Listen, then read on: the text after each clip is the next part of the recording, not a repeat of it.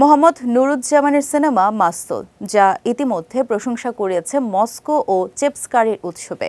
শুধু এখানে শেষ নয়, আসন্ন ২১তম কাজান আন্তর্জাতিক চলচ্চিত্র উৎসবেও নির্বাচিত হয়েছে সিনেমাটি। এবার মাস্তুল সিনেমার সাফল্যের ধারায় যুক্ত হলো আরেকটি খবর, আর সেই খবর এলো ভারত থেকে। জানা গেল, বাংলাদেশের সিনেমা মাস্তুল এবার আমন্ত্রিত হয়েছে ভারতের চতুর্থ ওয়ার্ল্ড ফিল্ম ফেস্টিভ্যাল কলকাতায়। নির্মাতা মোহাম্মদ নুরুজ্জামান এই তথ্য নিশ্চিত করেছে। আগামী ১৫ থেকে ২১ আগস্ট পর্যন্ত কলকাতার সাংস্কৃতিক প্রাণকেন্দ্র নন্দনে অনুষ্ঠিত হবে এই উৎসব। এটি আয়োজন করছে federation of film societies India. আন্তর্জাতিক ফেডারেশন অব ফিল্ম সোসাইটিজের এশিয়া প্যাসিফিক সেকশনের সহযোগিতায় এ আয়োজন অনুষ্ঠিত হচ্ছে।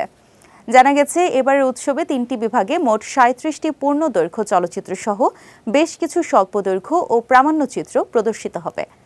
ভাসমান জীবনের গল্প নিয়ে নির্মিত মাস্তুল সিনেমায় অভিনয় করেছেন ফজলুর রহমান বাবু, দীপক সুমন, আমিনুর রহমান মুকুল, আরিফ হাসান, শিকদার মুকিত ও সিফাত বন্যা।